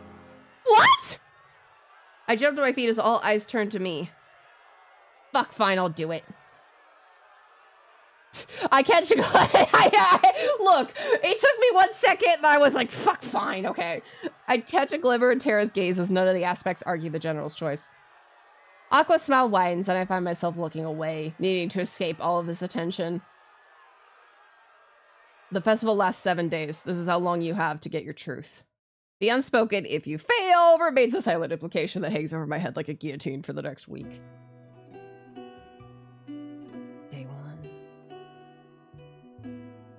Oh. Oh. So, give me 1 second. Oh, we are losing a bit of frames every so often. We're still going to probably play for another 30 minutes, but just a reminder that I do have pinned to the top of the Twitch chat and in the YouTube chat the link to both this game on Steam and the Kickstarter for this game. I highly recommend going and pledging to their Kickstarter because this is goddamn amazing. I return to my room and find that my fingers are gripping my journal so hard that they're shaking. I have to get it together desperately. I can sense how overwhelmed I am with fear. Had it been winter, I likely would have already turned into some mindless ghoul and fallen prey to the sword of a soldier. I take in a deep breath, then exhale. I repeat these simple motions several times until my brain has enough oxygen to function again as it should. Who do I investigate? Who do I investigate? This is a crazy question. But also I believe that we should investigate Moors, just so we can go hang out with him some more. My head feels like it's swimming as I attempt to piece everything together. Nothing makes sense. There is still too much information I lack and too little time I have to figure this out. I feel restless, the squeezing of my stomach from nerves doubled by the rapidly growing hunger for something more serious than a cup of tea. It forces me out of my chair and to my door. With the amount of stress I'm under, if I don't eat anything, I might fall sick, and then I'd have really doomed us all. A light meal would have to suffice. Pulling the door open, I find myself staring back at two pairs of surprised green eyes. The aspect of death, one dark hand pulled into a fist, seems to have just been about to knock. Instead, he clears his throat and hides his hand back under his long cloak. I've come at a bad time. He steps back, serene, entirely different from the previous burning display of anger at the city square. It's all right, Natura. I was about to step out for lunch. I see. Then I won't keep you with my presence. That won't work for me. I desperately need answers. Would you like to join me for lunch? Actually, if it isn't entirely too bold of an invitation, considering the difference in our stations, you could join me. This way we won't waste time. 4 green eyes blink at me and then scan me from top to bottom with distrust. For lunch? Whatever he sees in my following little nod seems to melt away his suspicions, replacing them with curiosity instead. He motions for me to walk ahead, and I do just that, a polite silence blanketing the space between us as we make our way into the embassy's canteen. It's a small but well-decorated place with 3 rotating tables covered in banquet-style dishes for self-service. One tall window allows for daylight to enter and envelop the whole room. When I move to sit into one of the comfortable wooden chairs, Mortis is quick to pull it out from behind me, surprising me as he pushes it underneath me again. After, would you be comfortable with having me sit beside you, or would you prefer me seated across? Sorry, my eye itches, and I want to make certain I'm not getting taken by the spirits. The question puzzles me, and I catch Mortis once again scanning my face, searching for who knows what as I shrug. Sit wherever, Natura. We are in your city. And in your embassy, investigator. Do not forget that. I blink as he takes a seat beside me and lowers his hood. The eyes on his cheekbones scan through the dishes on display. Ask away. So I do just that. Did you notice anything unusual happening in the hours before the incident? Hours is a very broad amount of time, but yes, many things caught my attention. For one, my invisibility cloak had disappeared. Could you not have led with that? The joke is on my tongue, but I resist interrupting, stamping it down like any other intrusive thought. I couldn't complete my afternoon patrol yesterday because I was saving a soul in distress from sudden rain. I can feel his eyes linger pointedly on me as I write that down. And the dead, their immortal souls were restless. He frowns, his ears twitching. Even still, their bones seek to leave their graves through their flesh. Their bones seek to leave their graves, though their flesh has been cleaved and turned to wax. Now that's a crazy sentence. How can you tell? I can see them, hear them, feel them, talk to them. His gaze shifts briefly to something above my shoulder, and I follow his gaze, but spot nothing.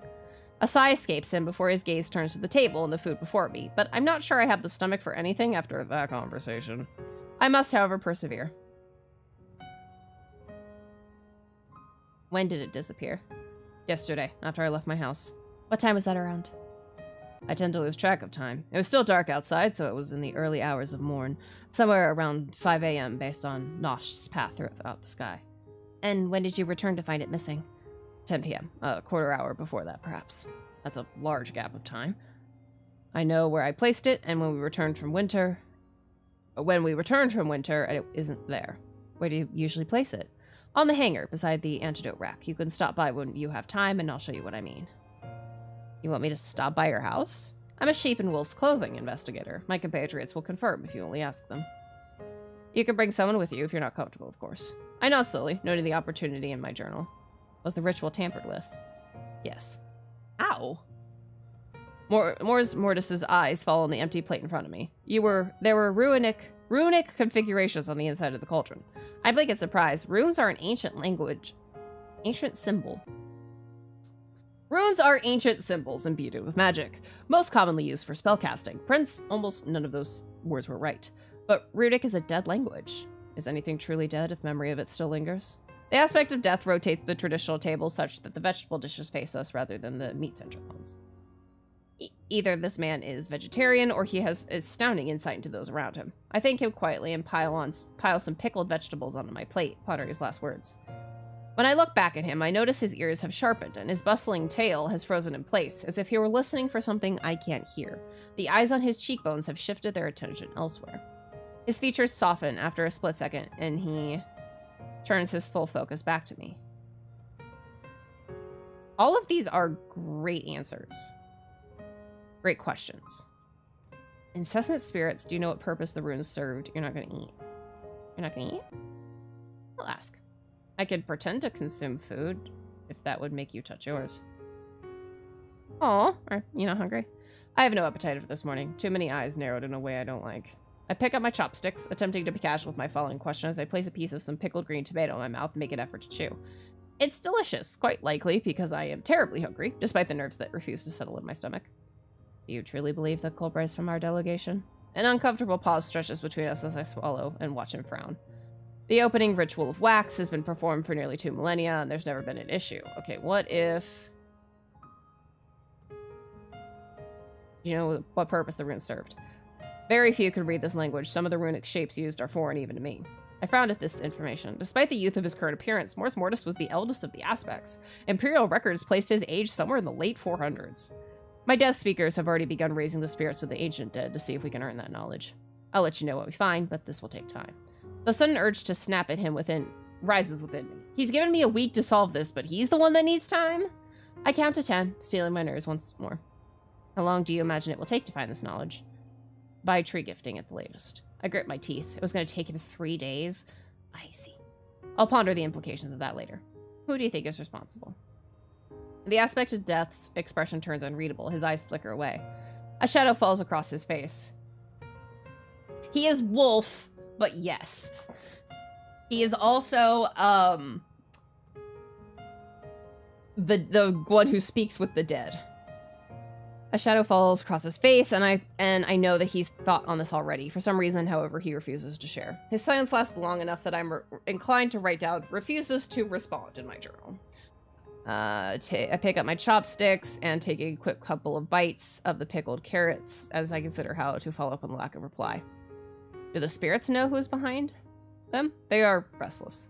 They speculate just like us. The voices have been so many that it is not only difficult to tune them out, but also impossible to make out anything any of them are saying unless I implicitly concentrate.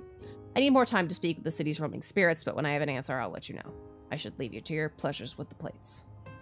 I barely had a moment to blink as the aspect of death rose from his chair and put his hood back on. His cloak carried behind him a scent of fallen autumn leaves and burning candles. He hadn't had a bite or a sip as he made his way to the door. His eyes flickered once again to me and then behind me. Something of a smile crossed his lips. Remember, be a rat, not a lamb. The less meat on the bones, the less satisfying the prey. What? He closes the door behind him with a soft click, and again, I can't tell if he is trying to piss me off or is genuinely attempting to be helpful. Be a rat, not a lamb. Okay, inside job.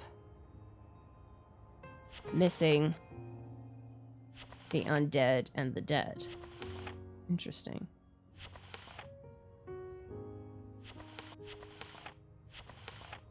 Interesting. I guess let's talk to Lattimore. Your summons for the general go unanswered. He appears to be busy. Oh, well, okay. Well, goddamn. Let's go talk to the Aqua then. I wasn't sure if it was because Mors Mortis had called everyone present a suspect, but I found myself diligently studying Aqua as he sat on the chair in front of my work desk. A very ornate chair that hadn't been there until right before I asked for the aspect of water to stop by for questioning.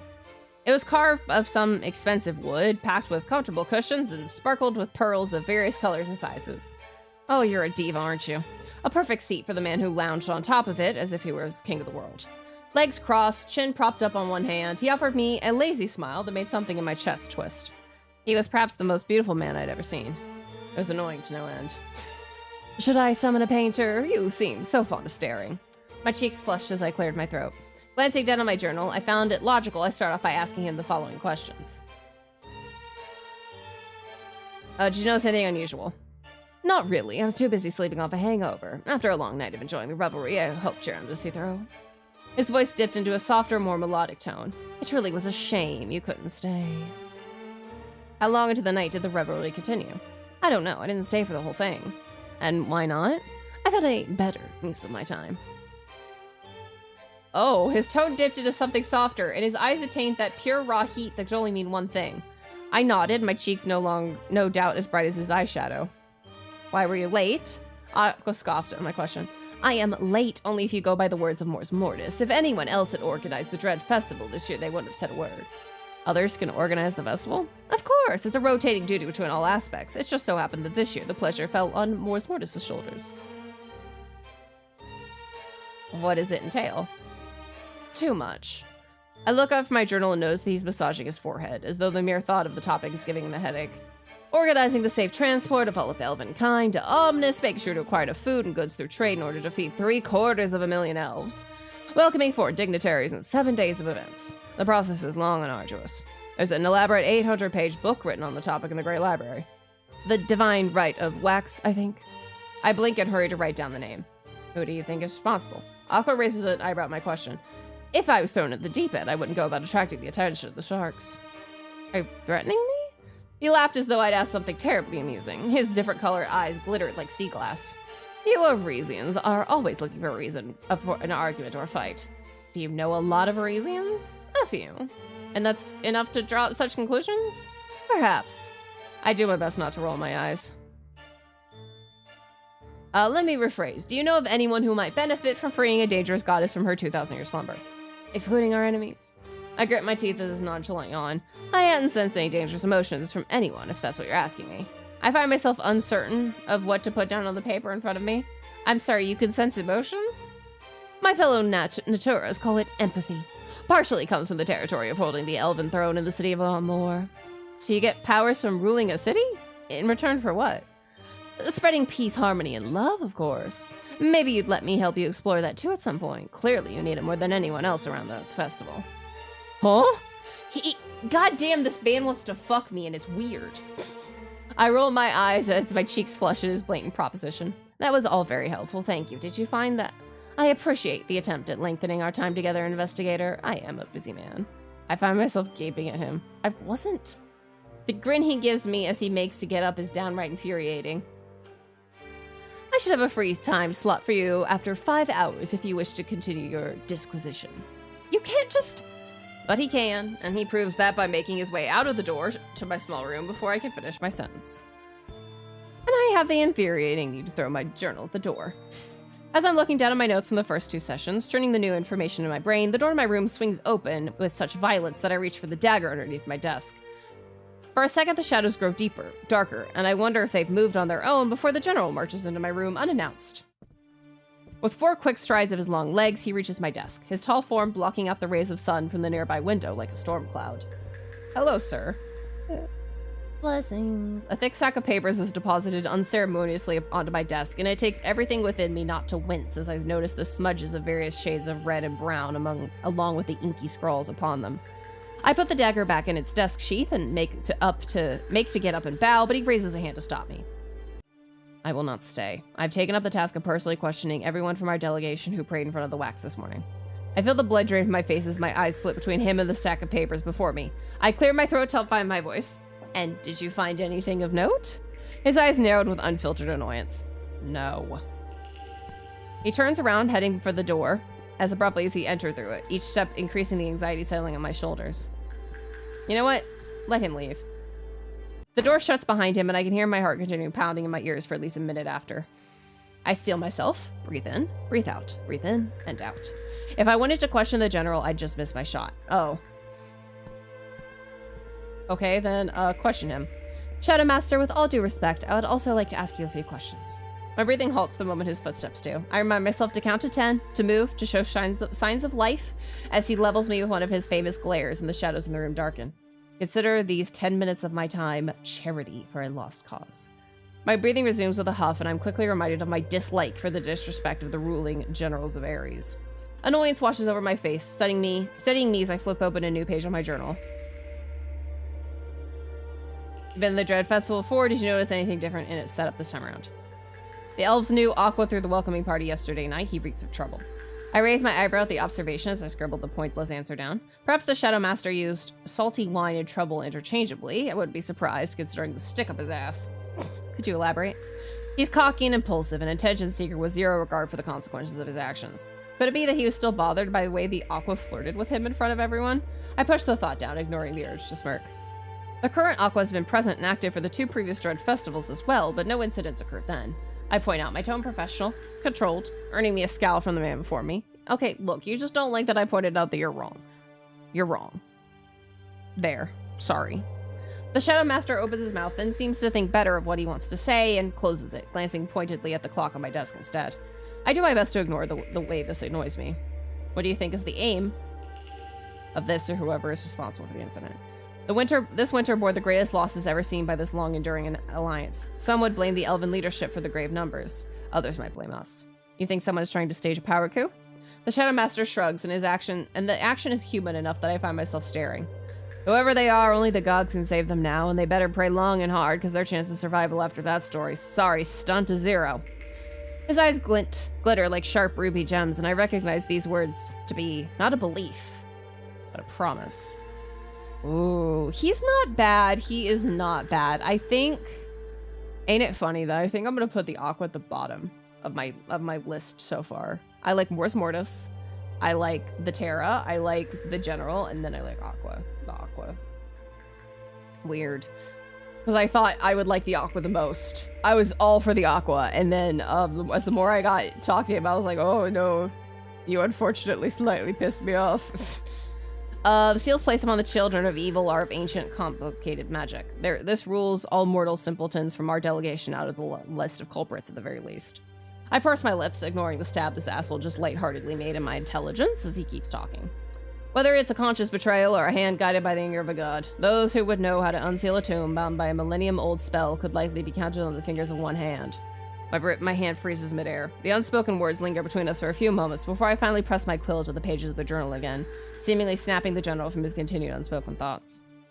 His gaze flits to me, and then to the space around me before he crosses his arms over his chest. His lips set into a firm line, as if he knows what I'll ask him before I even open my mouth. You intend to question the gods. Yep, the Terra and his high priests and priestess could communicate with the original gods in bits and pieces. They know their intention, their views, see the shifts of their divine web before any mortal can. You think the Terra knew this could happen? He scoffs, one foot tapping impatiently against the wooden floor. If he is as powerful as he say he is, then he should be aware of most fates woven by the fingers of the gods. The complex web of information only seems to grow thicker and more convoluted. I hate to admit it, but the general has given me a lot to think about in the last minutes. My brain is running at 1,000,000 miles per hour as I flip between the pages of information, picking through the bits and pieces I find important. Whatever question I want to answer next, however, doesn't see the page as I hear his boots begin moving towards the door. Thank you. I glance up at my papers as he pulls the door open. Thank you for your time, General. His gaze flickers in my direction briefly as he pauses in the entryway. Do make an effort not to get yourself killed, investigator. Not everyone loves obnoxious butt-ins meddling around their business. He steps out and shuts the door behind him. Well, fuck you too, sir! Leaving me staring indignantly at the place he'd just left. My earlier bout of fear completely forgotten, now replaced with a warm, boiling rage slithering underneath my chest. Like, dude, come on. If I wasn't in an embassy building, I would scream. What a fucking ass. Sela, Pyre, and Lovac give me strength. Who do I investigate? Well, we gotta do the Terra. We got 15 minutes left to stream.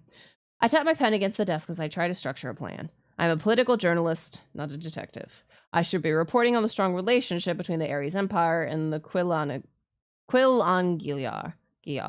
I should be watching the general gallivanting alongside the aspects, drinking wine, smiling politely, and just writing. Instead, I somehow find myself spearheading an investigation that could not only spark a war between two nations, but also result in the end of my life. Oh boy, just another Tuesday.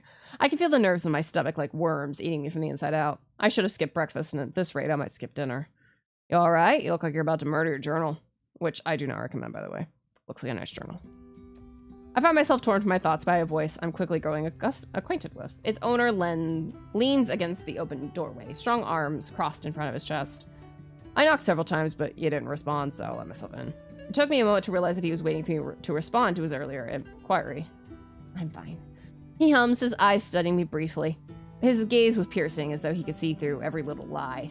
Don't look at me like that, sir. Please, feel free to take a seat. I'm surprised also that they did put us as the investigator. I mean, they have no... Excuse me. They have no reason to think that we're the one who did it, and we know we're not the one who did it, but they still trusted us pretty fast, I will say. I motioned to the chair in front of my desk and watched Tara's gaze flick briefly to it before moving back to me with a raised eyebrow. I don't mean to be disrespectful to your embassy's choice of furniture in saying this, but if I were to put my full weight onto that seat, I fear it wouldn't hold another person ever again. And while I have no issue paying for those damages, I think I'd rather spare your embassy the embarrassment. A giggle escapes me as I process his words. Imagining the present ambassadors rushing over to apologize to the elves Tara for their inadequate seating arrangements sounded like something of a local comedy skit. Alright then. Do you want to, like, sit on the floor then? On to the topic at hand. Did you notice anything unusual happening in the hours before the incident? No, I was preoccupied. Any particular reason? He chuckles and the sound inexplicably takes a load off my shoulders. Some demigod enchantment, perhaps? I was releasing some pent-up energy. Or exercise? They were fucking? Wow! Not what I expected, but alright. Wow, okay. With Aqua. It takes great effort for me to keep my pen moving against the paper, but the writing turns into an intelligible scrawl as his words sink in. His expression is proof enough that he isn't teasing me. His lips are set into a firm line, his muscular arms crossed in front of his chest. After a few moments, when I'm certain my voice and expressions are schooled, I continue that line of questioning. So you're each other's alibi. I suppose that's the case. His eyes flicker briefly away from me and his tail lowers to the ground. Is this information that you'd rather doesn't spread? The tension melts away as if I dreamt it up. He chuckles at my question. I find myself watching the muscles of his abdomen as they tense. You're a funny one. Nobody in this city cares who does what and with however many partners as long as it's not in the streets. That's the only thing they care about? Interesting. I find myself blushing as I put his words to paper. We know why he was late. Who do you think is responsible? Tara's eyes narrow at my question, his lips pursing into a scowl. Whoever they are, they could have escaped far. I put Omnis into lockdown. No one can leave or enter. That wasn't my question. His eyes, like molten gold, slide to me. And for a split second, I could imagine what it's like to be this man's enemy. To stand against a man who could move a mountain. Literally. Someone or something that wishes to weaken us, to drive fear into the hearts of our people. And when I find them, I will tear them to pieces with my bare hands and then let them rot on the altar of celebration until the crows have picked the meat clean from their remains and the Barretts have dissolved the bones with their shit. Oh, well then. It takes me a moment to close my mouth and remember to write this down. Silence stretches out between us, the only sound of ink on paper before I look up at the demigod before me, another question in mind. What could anyone hope from ruining the opening ritual? Attempting to sow the seeds of panic and fear in our people is futile. Most of them have lived too long or too emboldened by their love, faith, or hope to truly let one minor attempt on their lives shake centuries of mental and emotional training. So you believe the goal of the event is purely to free the goddess? That or to shake Mors Mortis's position in our society? I pause, having completely missed that angle. Why would anyone attempt to damage the reputation of your demigod of death? Everyone tends to fear what they cannot understand and hates what they cannot control. Mors Mortis has saved many lives, turned his district of death and afterlife into a sanctuary for survivors of the Eternal War. And this is a problem? I feel a semblance of horror crawl up my spine at the implied alternative. Some would call it a weakness. Would you? I call it hope, and I find it necessary. His undaunted response warms me, smothering the chill of horror with assurance. We know he was fucking Aqua, but alright. Some elven business came up right before the beginning of the festival. When you live as long as I do, Investigator, you come to realize that there's two types of business. There's the business you can put off and the business you can't. Usually if you don't handle the first, it becomes the second. I try not to make that mistake. Very organized of you. I found myself smiling at his explanation. The compliment comes out accidentally and it earns me a bright grin. Thank you. His tones softened slightly, a low, warm rumble compared to his usual demanding voice. I almost find it difficult to focus on the work at hand. Does the Dread Festival use the same agenda every year? Are you using some kind of spell on me? Is interesting. Terra nods, shifting his weight from one leonine leg to the other. Has been for as long as I can remember, which is a bit longer than a century. 120 years, give or take. It all kinds of blends together when you live this long. Absolutely nothing has changed for 120 years. Nothing significant that I can recall. Mors Mortis is the oldest of us. He should be able to give you a more informed answer. I'll make sure to ask him. Terra gives me a small smile. A knock sounds on the door, bringing us away from our session. The Terra's eyes move from the door to me, his lips pursed as he steps away from it. For a man so famous for his control, he sure had no problem giving it away. I'd half expected him to answer before I blinked. Come in. The door creaks open, and I find myself looking at a handsome, lithe, silver-haired elf who offers the Terra a low bow. Allura? You are needed in the square to help set up the fire dancing festival in Terra. Of course, I'll be right there. Though I'm annoyed at the interruption, I nod my head when Terra's gaze returns to me. I'll see you at the fire dancing then, Investigator. Do you have appropriate clothes for the event? I find myself caught off guard by the question. I'll have some sent to your room before tonight then. Are you always buying strangers whole new wardrobes? Usually only those that ask nicely. His grin stirs in me something fierce. Atura. I'm coming, Allura. Interesting. Hey, perfect timing. Perfect timing. All right. Well, that is the end of the game. This is so cool. This is so cool. I'm super interested in this game. I'm 100% gonna be backing this Kickstarter, BT dubs. So come help me make this game a reality. Yay. This is so awesome. I absolutely want to play this when it is fully out. I think that would be really, really freaking awesome. So yes, remember that pinned to the top of the Twitch chat is the link to Steam and the Kickstarter. In the YouTube chat is linked to the Steam and Kickstarter, as well in the YouTube description is the link to Steam and Kickstarter. And yeah, that is all the time we have for tonight. I'm a sleepy sheepy, so I'm okay with ending a little early, especially because we're going to be doing so many streams going forward. We've got like 4 more streams. So without any further ado, let's pop over here. Alrighty. You all know the usual song and dance. If you're not already following me on social media, I'd appreciate it very much if you would. As well, if you're not already part of our Discord server, I would love to see you there. We have a ton of fun. And yeah, tomorrow is another demo because we continue the 7 days of Prince Timber. And yeah, well, until then, I hope you have a wonderful meowning, afternoon, evening, whatever time it is for you. And well, without any further ado, Bye.